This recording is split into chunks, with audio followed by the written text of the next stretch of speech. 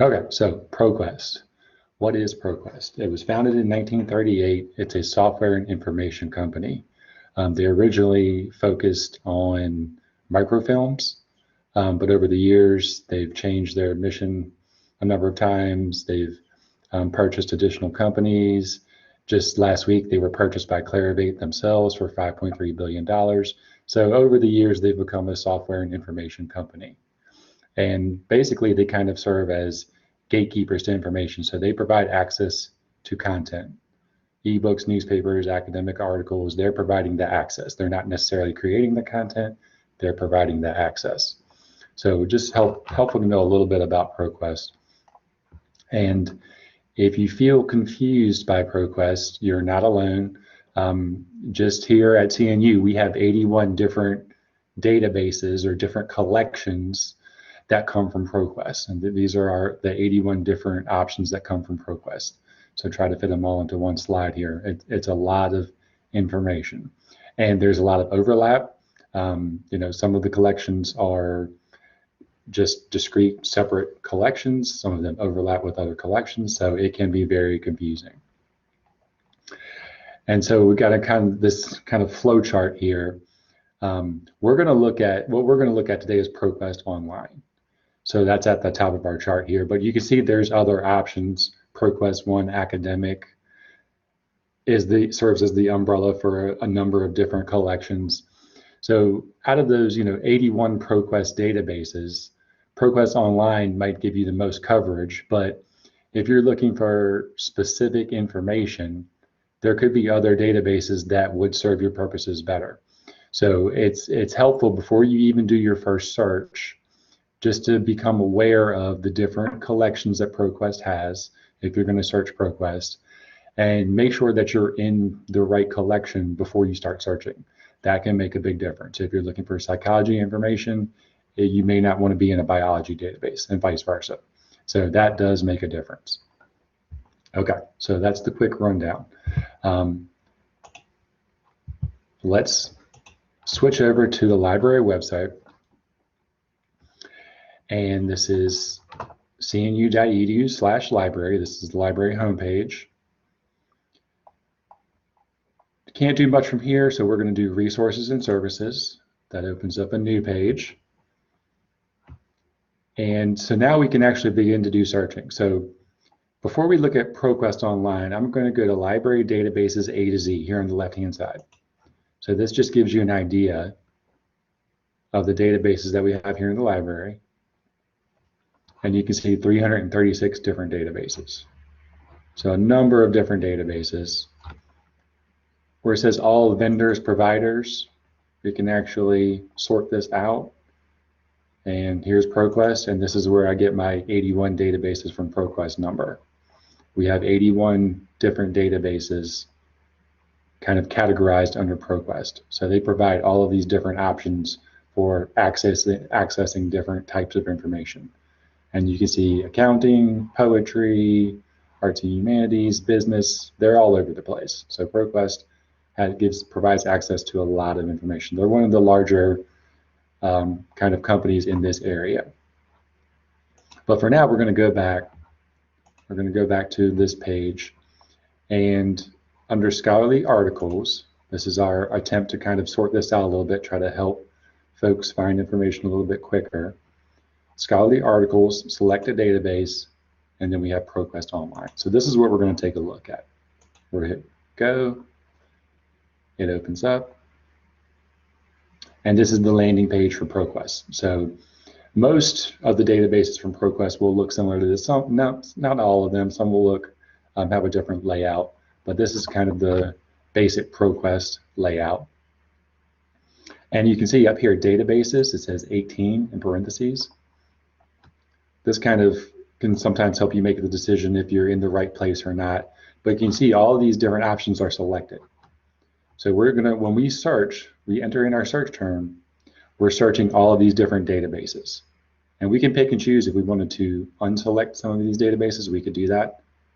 I'm gonna leave everything chosen for now, but you can see here's SciTech. So this is one of their collections called SciTech Premium. And you can see if you were, this is the area that you wanted to search, maybe you just wanted to limit your searching just to that area. Or there's a number of poetry databases, you could just limit yourself to the poetry databases. But again, if you're making sure that you're in the correct place as you're doing your searching, that will help you maybe kind of limit the results that you find that aren't relevant to your searching. So I'm just going to do a basic search. I'm going to do deception. It's kind of a basic search term.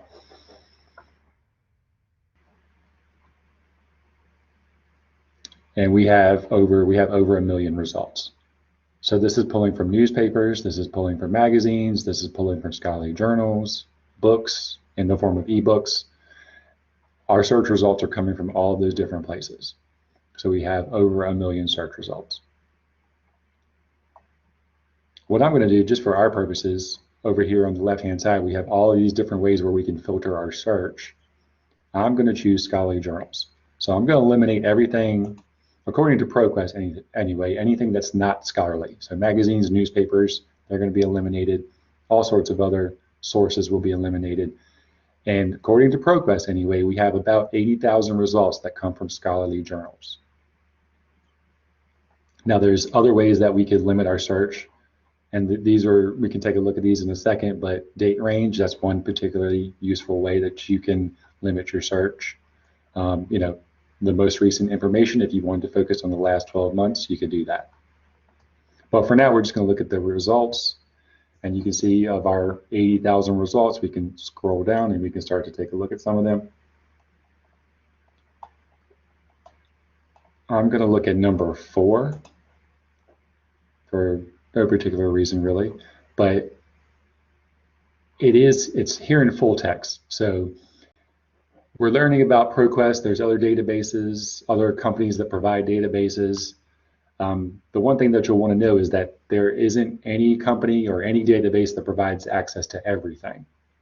So even here in ProQuest, a large database that provides millions of results, we're not getting access to everything.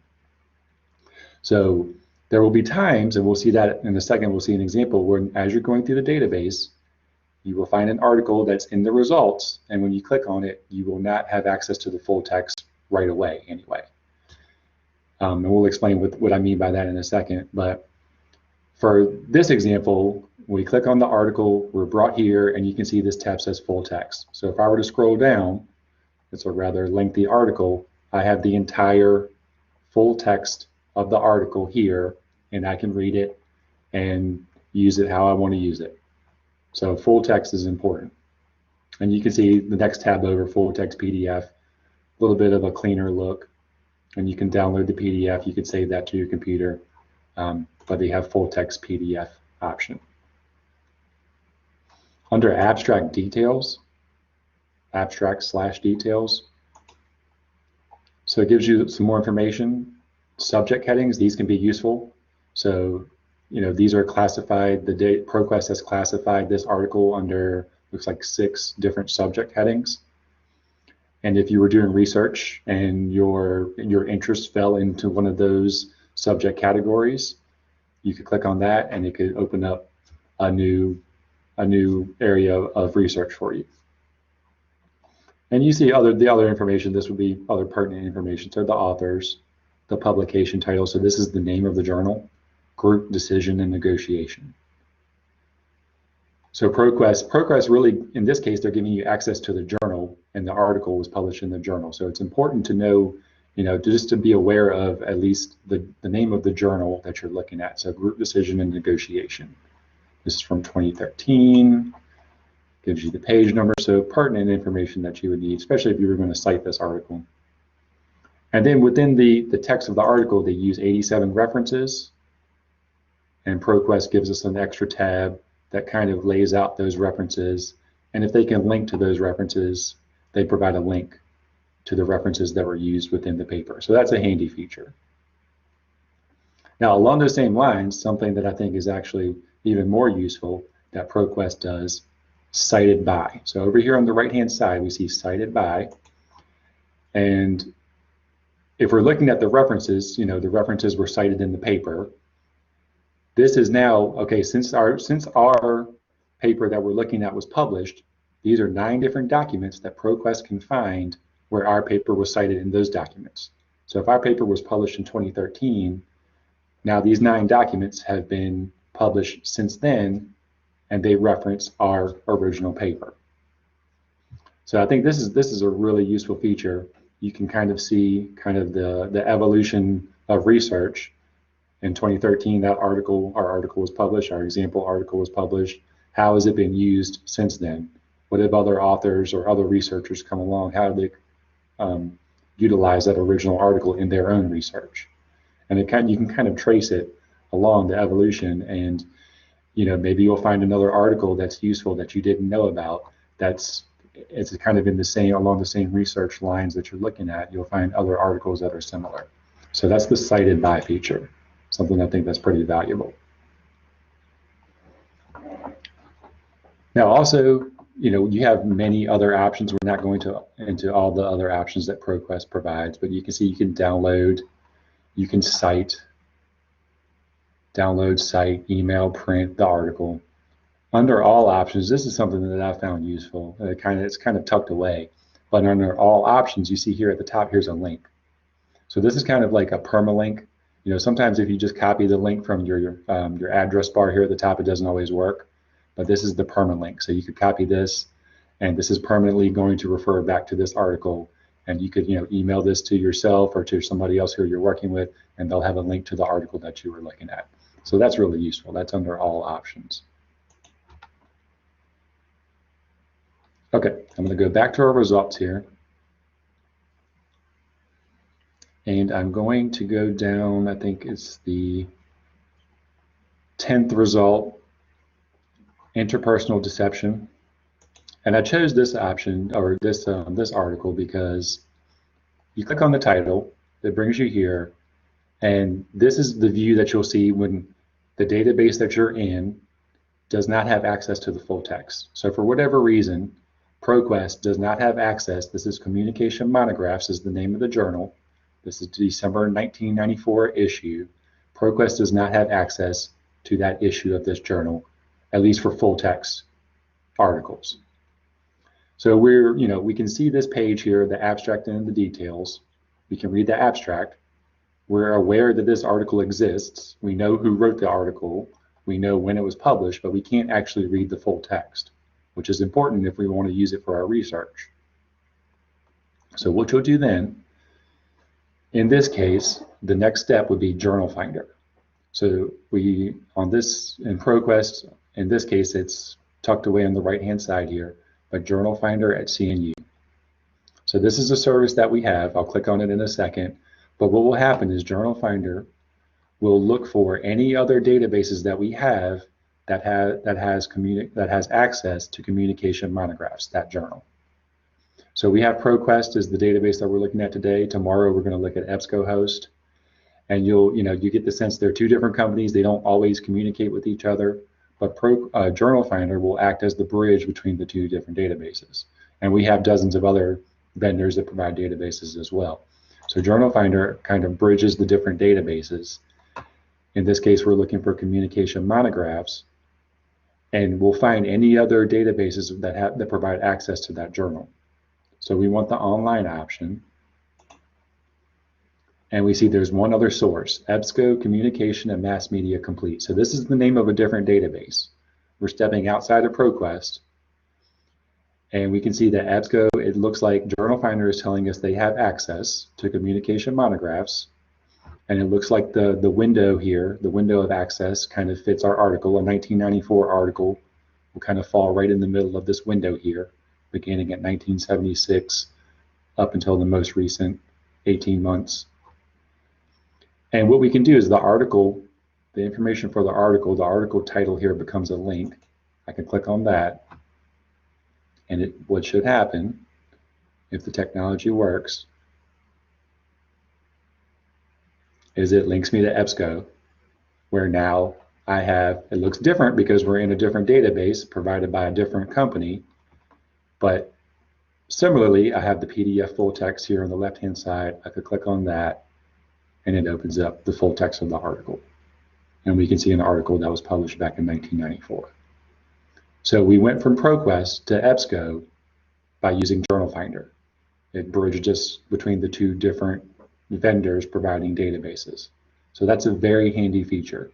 There will be plenty of times where whatever the database it is that you're using, whether it's ProQuest or one of the other options, you're going to come across an article that's not in your original database, full text, but using the Journal Finder option, that will find another database or another collection that may provide access to that article. So you always want to give Journal Finder a try if you can. Very useful feature. Okay, back to our results. And what I'll do now is actually, so far we've just done basic searching. I'm going to go to the top of our page here, and I'm going to switch it. Now I'm going to switch to advanced search. So advanced search looks like this. You have now, the difference is you have multiple search boxes, and you have these what are called Boolean operators. You can change these and or not. So that allows you to construct your search with a little bit more exactness as compared to the basic searching. So now I'm going to do deception as one of my search terms, and I'm going to add teenager. I'll hit search, and it searches for articles that mention both of those keywords, deception and teenager. So pretty straightforward. I just enter in my search terms. I have and that connects them, so I'm looking for articles that mention both of those terms. 64,000 results. If I go to scholarly journals, I have about 2,800 results. So I've narrowed my result range quite a bit. Now, what I can also do, I can add additional rows. So I'm going to do deception and teenager. I'm going to switch this to or, and then I'm going to add, basically add a whole nother search here, deception and adolescent. So you can imagine there's a researcher who, in their field, they use the term adolescent as opposed to teenager, or maybe it means slightly different things for their research. So now we're going to look for any articles that mention deception and teenager or deception and adolescent. So that should widen our results a little bit. I hit search, and we have 120,000 results. When I go to scholarly, we have almost 10,000 results. So quite a bit more results now that we added in another term. So it could be teenager, it could be adolescent, depending on the researcher, depending on the field. But now we're covering both of those bases. So now we're searching for articles that mention either of those terms. Going back to advanced search, I'm going to clear our form. Maybe I'll just do it this way.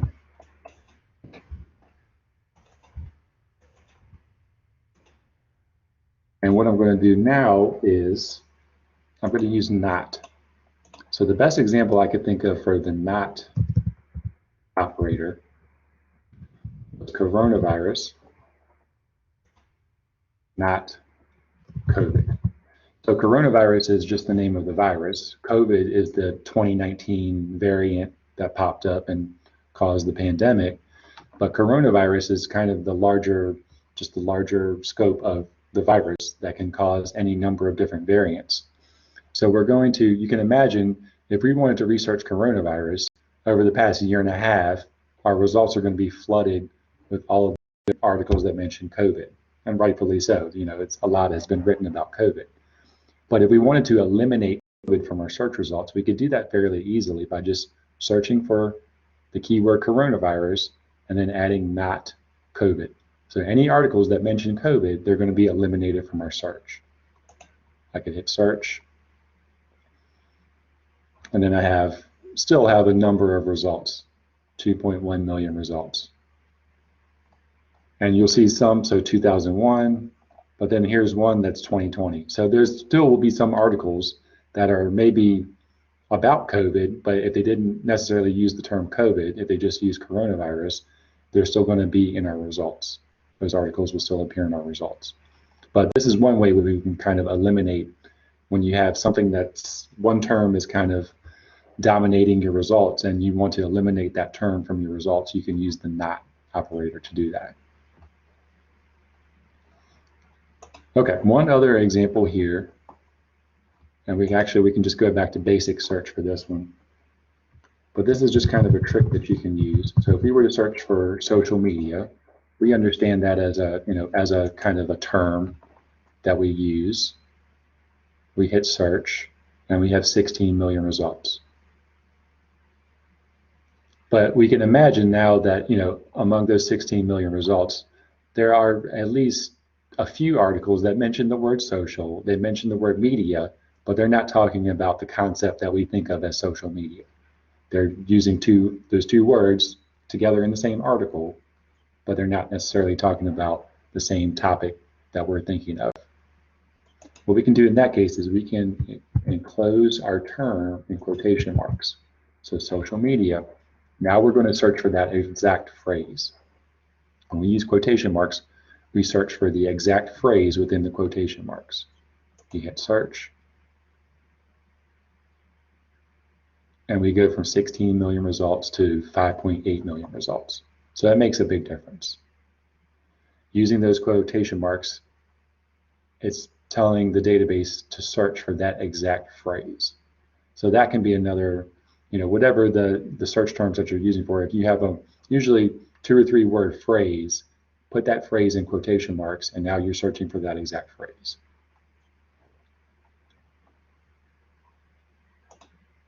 Okay, I'm going to stop there. We're at about the 20-minute mark.